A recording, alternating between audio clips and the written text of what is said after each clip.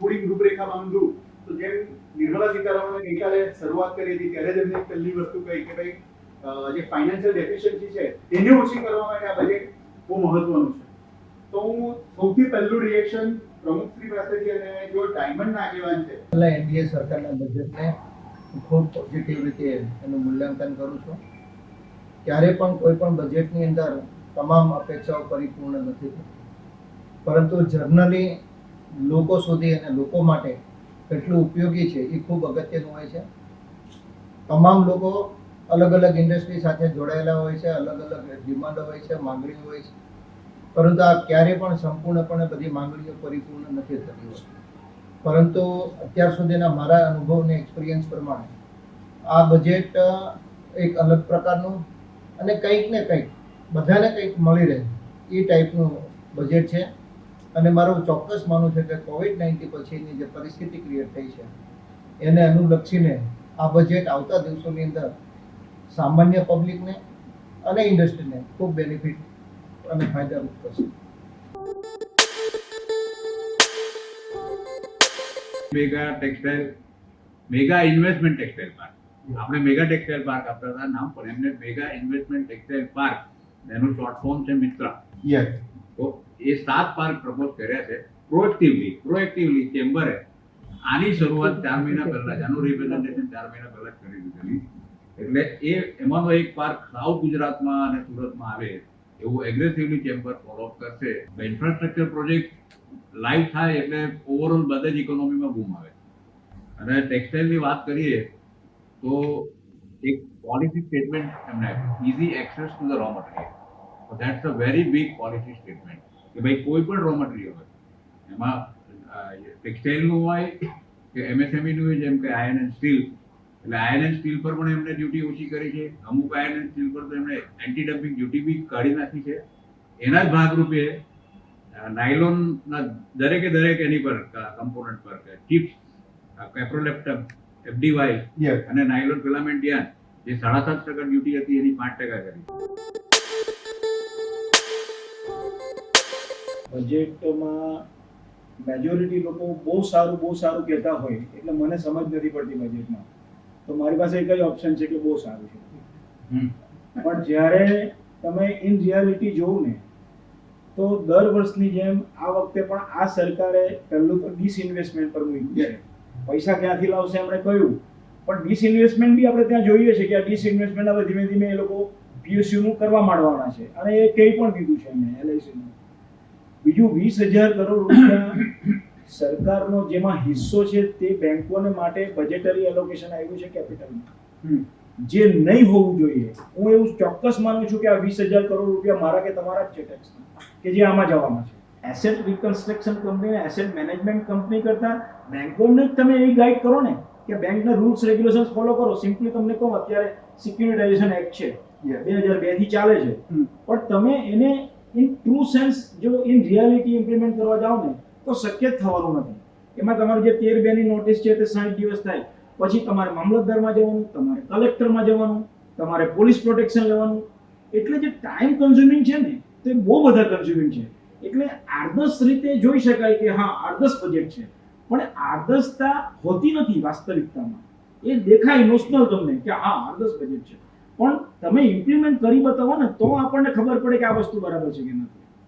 હવે મેં તમને કહ્યું ને કે પીએફ પર ટેક્સની વાત કરી દીધી છે. તો આ શું બતાવે છે? એટલે કોઈ બચત જ નહીં કરવાની. આપણે એક્સપેન્સ ઇકોનોમીમાં જઈએ છીએ. આ ઇન્ડિયા ટક્યું હોય ને તો સેવિંગ્સ ઓરિએન્ટેડ માણસો છે એટલે આ ટક્યું છે. બાકી ઇન્ડિયા આમ જ ચાલ્યું જશે છે આ કોવિડમાં.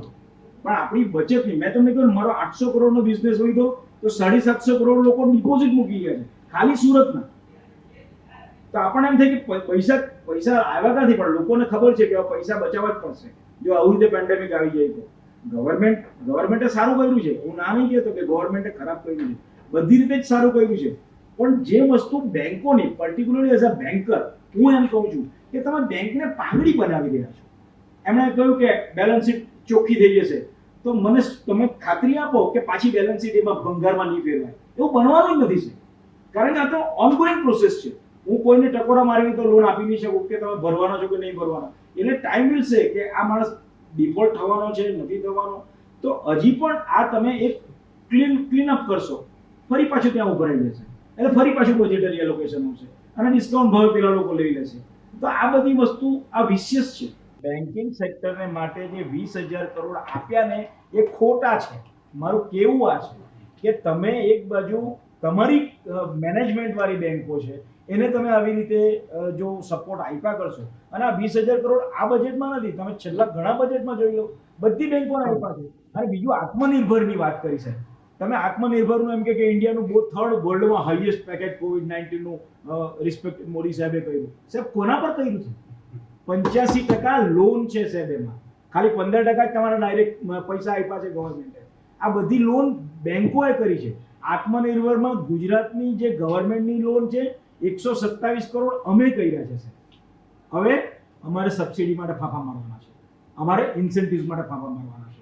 6 મહિના થયા એક પણ ઇન્સેન્ટિવ નથી આવ્યું, 6 મહિના થયા સબસિડી નથી આવી. હું પર્ટિક્યુલરલી બેંકની વાત કરું છું. જૂને આ લોનના જે રીપેમેન્ટ કરવાનું છે, જે સ્લર છે, જે બેલેન્સ શીટમાં કચરો પડ્યો છે તે એટલો બધો પડેલો છે કે બેંક પાસે પૈસા નથી. ઇન અ વે બીજી ભાષામાં કહીએ તો ભંગારનો માલ બેંકની બેલેન્સ શીટમાંથી ગવર્મેન્ટ ઉચકીને ભંગારના પૈસા આપશે અને બેંકની બેલેન્સ શીટને ક્લીન બતાવશે કે એટલીસ્ટ તમારી પાસે જે બી નવા કસ્ટમરો આવે છે, you have to compete with the world. You are not competing. I am not competing with જતિનભાઈ, I am not competing with ધવલભાઈ, I am not competing with the infrastructure fellow, I am not competing with the great economist we have or with Malarbai or anybody. I have to compete with the world. And where the US economy are getting that money of 3% and I am getting it at 10%, I am not going to compete.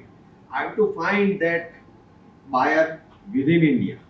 That is the answer of the great economist also here. Because I have 125 million of population here. And I have to be competitive only in India because at 3% and 8% I am not to be competitive in the outside world. See, Bangladesh has taken over us. Japan has a negative rate. If you put money in the bank, you have to pay interest to the bank, not the banks will pay it. રહી વાત income ટેક્સની, તો કદાચ આ એક balance sheet એવી છે, અરે sorry આ એક બજેટ એવું છે કે જે ટોટલી ચાર્ટર્ડ એકાઉન્ટન્ટ્સે બહુ લાસ્ટ 3 મહિનામાં બહુ બધા ટ્વીટ કર્યા કે આ ડેટ વધારો, અમને 8 કલાક સુવા પણ નથી મળતું, અમને 4 કલાક સુવા પણ નથી મળતું અને આમ છે તેમ છે. હવે કદાચ આ બજેટ પછી ચાર્ટર્ડ એકાઉન્ટન્ટ 20 કલાક સુઈ જશે ને તો બી કોઈ તકલીફ પડવાની નથી, કારણ કે જીએસટી ઓડિટ નીકળી ગયું. ટેક્સ ઓડિટની લિમિટ 10 કરોડ, જીએસટી ના રિકન્સિલેશન આપણી જરૂર નથી. હજુ તો this is just vote the income tax appellate tribunal is faceless, jurisdictionless. There is no settlement commission. You know the concept. એક બિલ્ડરને ત્યાં આજે રેટ પડશે સાહેબ, કે એક ઇન્ફ્રાસ્ટ્રક્ચરને ત્યાં કોઈને ત્યાં રેટ પડશે 100 રૂપિયાનો જ્યારે માલ પકડાશે ત્યારે એને 125 રૂપિયા ટેક્સ ભરવો પડશે, પ્રોસિક્યુશન અલગ. એટલે raid would be a not just a search warrant, but that would be a death warrant, financial death warrant for that SSC, that client, that person. અને સુરતે હવે સજાગ થવું પડશે, કારણ કે આ ફાઇનાન્શિયલ ડેથ વોરંટ સુરતમાં જેટલા થયા છે ને સાહેબ એટલા ભારત વર્ષમાં કોઈ દિવસ થયા નથી. એટલે not only the builders but even the bankers has to be very sure what that builder is doing. But because of this financial death warrant, even the bankers will suffer because the loan is being given by the banker also. So Jatin bhai, beware of that and you will have to be sure of what you. તો મને એવું લાગે છે કે ઇન્વેસ્ટરને ઇન્ડિયામાં આવવું જ પડશે. ઇન્વેસ્ટર મને હમણાં એક જણાએ પૂછે ઇન્વેસ્ટમેન્ટ પોઈન્ટ ઓફ વાત કરી તો કે એક જણા પાસે મિડલ ક્લાસ ફેમિલી છે, એક જણા પાસે 10 લાખની મૂડી છે, 10 લાખનું ઇન્વેસ્ટમેન્ટ છે, 1 લાખનો દર મહિને ખર્ચો છે, 50,000 રૂપિયા એની ઇન્કમ છે, તો હવે ઘર ચલાવવા માટે શું કરશે? મૂડી જ તોડવી પડશે ને. એમ તો મૂડી is your all the disinvestments they are doing. અને બીજું એને પૈસા લાવવા જ પડશે. અને I believe the next 10 years, બીજું forget about foreign inflows. Indian inflows, what we are expecting, we have so much of deposits, PPF, we have so much of gold funds. India world highest of gold reserves in the savings side. એ બધા પૈસા જે આવશે we will see an investment point of view investment અને લોકો પાસેનું saving બીજું- બેંકે સૌથી વધારે Will you એકત્ર look at કર્યું. the easy money in the world? અત્યારના foreign countries the interest rate has gone 0 to minus, right? Which is the avenue where you will invest. FDs are gone at 5.5, which eventually will be over the period of time 4, right? Gold is over the period of time okay. Real estate people have seen that it is not an easy to make money. There is only way now. GDP is generally dependent on three things: is service, manufacturing, and agriculture. So agriculture has its own issues which we don't want to discuss. So, services have been superiorly capitalized.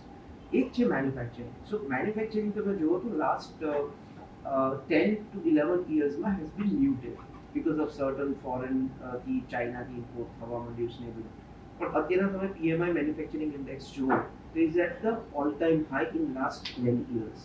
So this shows that manufacturing is taking a superior thing.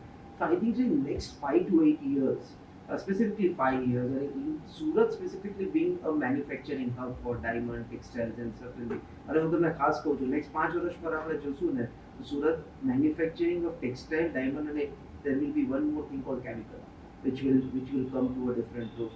So I think so manufacturing is going to take India to a different level, and that is into this budget. And manufacturing solves gives lot of jobs, lot of business opportunities, and lot of things કે જે આપણે fiscal deficit ને ઘટાડી શકે છે.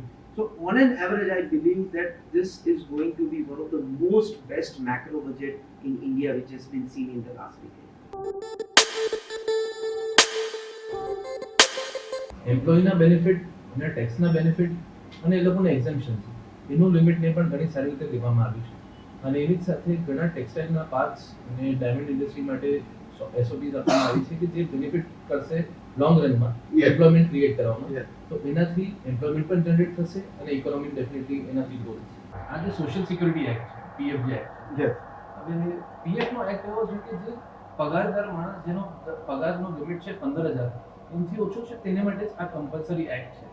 એની ઉપર જે માણસ કમ્પલસરી ની જગ્યા પર વોલેન્ટરી કન્ટ્રીબ્યુટ કરવા માંગે તો એની લિમિટની ઉપર પણ કન્ટ્રીબ્યુટ કરી શકે. પણ કેમ કે આ વસ્તુ કમ્પલસરીની અંદરમાં નથી આવતી, વોલેન્ટરીનું ઓપ્શન છે અને એ ટેક્સના એક્ઝમ્પશનની અંદરમાં ઘણા લોકો એવા છે કે જે લોકો દર મહિને 1 કરોડ રૂપિયા સુધી પીએફનું કન્ટ્રીબ્યુશન ભરે છે. એ આખી ઇકોનોમી જેટલું પણ પીએફનું કન્ટ્રીબ્યુશન આખા ઇન્ડિયામાંથી ભરાય છે કે જેના પર ટેક્સ ઇમ્પ્લિકેશન્સ આવવાનું છે that is less than 1% of total contributors. Okay, જેટલા પણ લોકોની ઉપર ટેક્સેશન આવે છે એ ખાલી 2.5 લાખ સુધી એ પણ એના એમ્પ્લોયીનો શેર છે તેની ઉપર જે એનો ઇન્ટરેસ્ટ આવશે તેટલી માત્ર પર ખાલી ટેક્સ લાગ્યો છે. એટલે માટે એ બીજા એવેન્યુઝ પર લોકો જઈ શકે. ખાલી ટેક્સના બેનિફિટના રીઝનથી એ લોકો જે ગવર્મેન્ટનો પર્પસ છે કે જે નાના માણસોને બેનિફિટ મળી શકે, 15,000થી ઓછા પગારવાળા જે સેવિંગ્સ નથી કરી શકતા તેની માટે કરી શકે. બધા લોકો હવે પહેલાં કરતાં વેઇટનું વધારે કરવા માંડે છે અને સ્ટેટ સાહેબ આપણી જોડે છે જે વસ્તુ માટે એને હેલ્પ કરવા માટે. તો અમે જોઈએ છે કે જેમ કમ્પલસરી તમે ચેકથી પેમેન્ટ કરી નાખ્યું છે, એમ્પ્લોઈઝના અકાઉન્ટમાં ફૂલ અમાઉન્ટ જશે, સેવિંગ્સ થશે, તો ડેફિનેટલી સરકાર પાસે ઇન્ફ્રાસ્ટ્રક્ચર અને બીજા યુઝ માટે પૈસો રહેશે.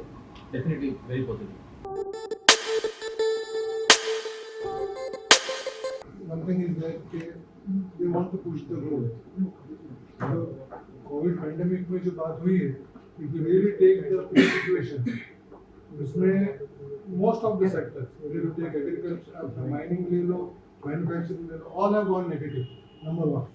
Second thing is जो drivers of growth है, economy की आगे बढ़ने वाली जो बात है, उसमें consumption वो भी कम हुआ है. Consumption बढ़े तो economy आगे बढ़ता है. Fine. પછી ઇન્વેસ્ટમેન્ટ મૂડી રોકાણની આપણે વાત કરીએ કે મૂડી રોકાણમાં પણ લગભગ -14% જેટલું જે છે એ થયું. કન્ઝમ્પશન જે છે એમાં પણ ઘટાડો થયો, એક્સપોર્ટ્સ પણ ઘટાડો થયો.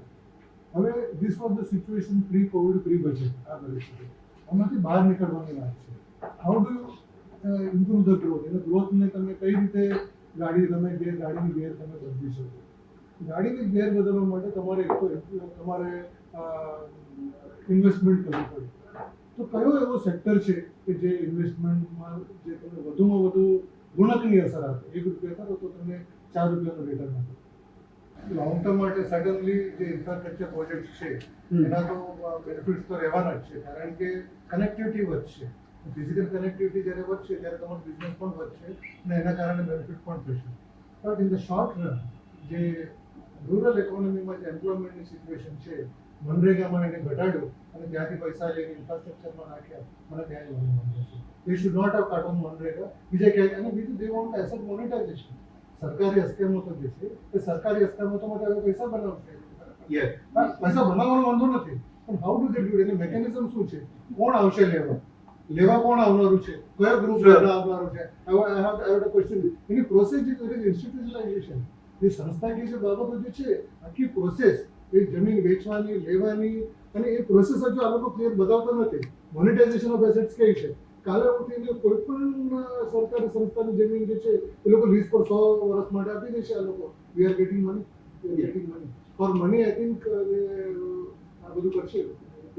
રૂરલ ઇકોનોમી માટે, રૂરલ એમ્પ્લોયમેન્ટ માટે is not a good project at all. Otherwise infrastructure, growth projection, growth trust એ બધું બરાબર જ છે. તમે જુઓ કે maximum employment is those people who are uneducated, but they are getting employment where in hospitality industry, even if they are uneducated. જો એ લોકો પેલી પણ ન ભણ્યા હોય ને પણ હોટલમાં કામ કરી શકે, પણ આજે એ લોકો નોકરી થાય, બરોબર છે, અને હોસ્પિટાલિટી ઇન્ડસ્ટ્રી પણ ડૂબતી છે. તમે લોકલમાં વાત કરો તમને ખબર હશે કેટલી રેસ્ટોરન્ટ બંધ થઈ ગઈ હશે, પણ હવે ઓવર ઇન્ડિયા તો વાત અલગ છે.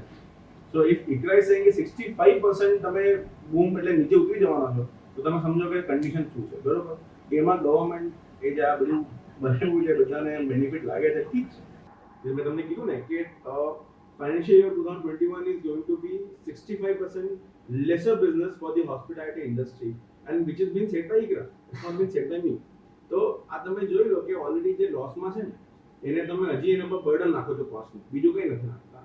તમે લોકલ બિઝનેસ જુઓ, વી આર ઓલરેડી ડાઉન. નહીં, then see the effects of pandemic, you see it has been vast for each and every industry, but again for hospitality બહુ મોટું છે, જ્યાં કોઈ સપોર્ટ નથી, કોઈ હેલ્પ નથી. એન્ડ તમે કહો છો ને કે ટુરિઝમમાં તો again infrastructure and road, what else? They have not done anything else. They are not helping the employment of hospitality in any ways. They are not returning any taxes for the hospitality industry in any ways. એવું કોઈ benefit અમને નથી આપતા કે ભાઈ હા તમે હવે તમે થોડું કામ ફ્રી થઈ જાઓ, તમે બૂસ્ટ થાઓ, and then you again go forward in this industry on something and then pay us. એવું કંઈ નથી. We are going to earn, we are going to pay. If you don't earn, we will bear the loss. That is what is hospitality industry doing. જેમ પહેલા 12.5% duty હતી એને ઘટાડીને 7.5% કરી છે, તો એમાં રેટમાં બહુ જ સારી ઇફેક્ટ થઈ છે અને કાલથી જ તે માર્કેટ પુશ થઈ ગયું છે. અને સમજો કે બીજી જેમ રો મટીરિયલ જે છે, ગોલ્ડના ફાઇન્ડિંગ્સ છે, સિલ્વરના ફાઇન્ડિંગ્સ, તો એમાં 20% જે ડ્યુટી હતી એને ઘટાડીને 10% કરી છે. તો એ બી કોસ્ટ થોડી ડાઉન થઈ ગઈ છે. અને સેકન્ડ કે જે આપણે પેલી સીવીડી એચપીઆઈસીની જે રફ કે પોલિશ ડાયમંડ જે આપણે ઇમ્પોર્ટ થતા હતા, જે ત્યારે 7.5% હતું, જે અત્યારે 15% કરી દીધી છે ડ્યુટી. તો એના હિસાબથી ઇન્ડિયામાં એ વસ્તુનું મેન્યુફેક્ચરિંગ લેવલ વધશે અને ઇન્ડિયાના જીડીપીમાં સારો એવો અસર કરશે. એટલે ફૂલ્લી પોઝિટિવલી જેમ એન્ડ જ્વેલરી સેક્ટરમાં ફૂલ્લી પોઝિટિવલી અસર. બજેટમાં જે ડ્યુટી ઘટાડી છે એના હિસાબથી પહેલા લોકોનું માઇન્ડસેટ એવું હતું કે કેશમાં રેટ હાઈ હોય છે. તો અત્યારે લોકોને જે ડ્યુટી ઘટી છે એના હિસાબથી અત્યારે વ્હાઇટમાં સોનું સસ્તું મળે છે. તો અત્યારે ફર્સ્ટ પ્રાયોરિટી પર રિટેલ સેક્ટર આખું ફૂલી ફ્લેશમાં ચાલે છે કે વ્હાઇટમાં અત્યારે વધારે સોનું પરચેઝ કરીએ. અને બીજું કે જેમ કે અત્યારે આખું આત્મનિર્ભર ભારતને સંબોધીને આખું જે બજેટ બનાવ્યું છે, તો એમાંથી મેન્યુફેક્ચરિંગ હબમાં અમને બહુ સારો એવો રિસ્પોન્સ મળશે. અને જેમ સુરતમાં ટેક્સટાઇલ અને ડાયમંડ ઇન્ડસ્ટ્રી જેમ વર્લ્ડ વાઇડ ફેમસ છે, તેમ જ્વેલરી બી મેન્યુફેક્ચરિંગ યુનિટ એમાં ફૂલ પ્લેસમાં થઈ જાય. માઇગ્રન્ટ રેન્ટલનું જે કન્સેપ્ટ, એ કન્સેપ્ટ આમ તો બહારના દેશોમાં ઘણો પ્રચલિત છે. જો બિલ્ડરો આ કન્સેપ્ટ પર ફોકસ કરીને એને રાઇટફુલી વેથી એડોપ્ટ કરે અને એને સિસ્ટમમાં લાવે, તો આ પણ એક બહુ સારી ઇન્કમ જનરેટ થઈ શકે એવી છે. માઇગ્રન્ટ રેન્ટલ એ સુરત જેવી સિટી માટે તો બહુ મોટું કામ છે, કારણ કે બહારથી લોકો અહીંયા આવીને વૈસા જઈને કામ કરે છે. ઇન્ફ્રાસ્ટ્રક્ચર એવી વસ્તુ છે જેમાં જે બિઝનેસો વધે એમાં એમ્પ્લોયમેન્ટ વધે તો એને ઘરની જરૂર પડે, અને ઘરની જરૂર પડે તો અમે આપવા બેઠા. બટ આઈ વુડ સે કેમિકલની એક સારી વસ્તુ છે કે અમે એન્સિલરીઝ છીએ ઘણી બધી બીજી બધી ઇન્ડસ્ટ્રીઝ માટે. જેમ કે ઇન્ફ્રાસ્ટ્રક્ચર માટે એ લોકોએ વધાર્યું છે, મેની કન્સ્ટ્રક્શન કેમિકલ્સ છે, બેઝિક કેમિકલ્સ આપણે જેમ કે નાફ્થા ને બધી વાત કરીએ તેમાં કસ્ટમ ડ્યુટી ઓછી થઈ છે, તો એક રીતે ઓલ આઉટ સારું છે. બીજી મોટી એક સારી વસ્તુ એ છે કે એ લોકો અલાઉ કર્યું, FDA ને એકચ્યુઅલી અલાઉ કર્યું છે હવે from 49% they can accumulate a stake of 74% for local JVs. So for companies like us that we are looking into cutting edge new technologies and new products, we can attract foreign investment, and that is definitely a great boost for the chemical economy. બધા સાથે ઉપર થશે તો અમે તો ઉપર થવાના જ છીએ. પ્લસ વાત રહી ડ્રગ્સની, જે તમે પહેલા મને કીધેલું હતું, એના માટે આત્મનિર્ભર જે કહ્યું છે ને તે કદાચ બજેટ પણ નહીં કરી શકશે, because mid-April, May, they released a list of 43 key starting materials, KSMs, and 51 active pharmaceutical ingredients. And they were going to provide subsidies for project costs. So now that is something that will lead for foreign investors also. And જે આપણે make in India જે કરશું તેની મદદથી પણ chemical companies મોટી બીજી જે 1% કંપનીઝ ઓર સ્ટાર્ટઅપ્સ આવશે તેને પણ વધારે ડેવલપમેન્ટ મળશે. અને નેશનલ એજ્યુકેશન પોલિસી આવેલી છે 2022માં ઇમ્પ્લિમેન્ટ થવાની છે. તમારા બધા બચ્ચાઓ એ નવી એજ્યુકેશન સિસ્ટમમાં ભણશે પણ એમાં પ્રાઇવેટ સેક્ટરને કેવી રીતે પ્રોત્સાહિત કરી શકાય એની કોઈ ચર્ચા આ બજેટમાં થઈ નથી. કોઈ આપણે ચિંતા કરવા જેવી નથી, કારણ કે બધા લોકો કમાશે ને તો પ્રાઇવેટ સેક્ટરમાં એજ્યુકેશન પણ ગ્રો કરશે એવી આશા છે. એટલે સરકારે બધે જે કરવાનું એ કર્યું, પણ અહીંયા બેઠેલા જેટલા પણ ઇન્ડસ્ટ્રીયલિસ્ટો છે એ બધા ગ્રો કરશે, એટલે પ્રાઇવેટ સેક્ટર એજ્યુકેશન પણ ગ્રો કરશે ડેફિનેટલી. એક વર્ડિક પર આપણે એવા પોઈન્ટ પર પહોંચી શક્યા છે કે આત્મનિર્ભર ભારત કરવાની દિશામાં આપણે આગળ તો વધ્યા છે, પણ ક્યાંક ને ક્યાંક કેટલીક વસ્તુ છૂટી ગઈ છે. જેમ કે ગામડાઓ છૂટી ગયા છે, એક વસ્તુ એવી છે, હોસ્પિટાલિટી સેક્ટર છે એવો છૂટી ગયો છે, અને સૌથી ઇમ્પોર્ટન્ટ આ બજેટની એક વસ્તુ છે કે જેનાથી દેશની ઇકોનોમી ચાલે છે, અને તે છે બેન્કિંગ સેક્ટર. તે ક્યાંક ને ક્યાંક મિસ આઉટ થઈ ગયો છે. અને રોહનભાઈએ એક વસ્તુ સારી કહી છે કે એગ્રીકલ્ચર સેક્ટર બી એક રહી ગયો છે કે જેના પર આપણે બી અહીંયા રિપ્રેઝેન્ટેટિવ નથી આવી શક્યા, એટલા માટે ડિસ્કશન નથી કરી શક્યા, બટ એમના માટે પણ ક્યાંક ને ક્યાંક કેટલીક જોગવાઈઓ સરકાર દ્વારા કરવામાં આવી છે. સો આઈ થેન્ક યુ એવરીવન, તમે અહીંયા માન રાખીને આવ્યા.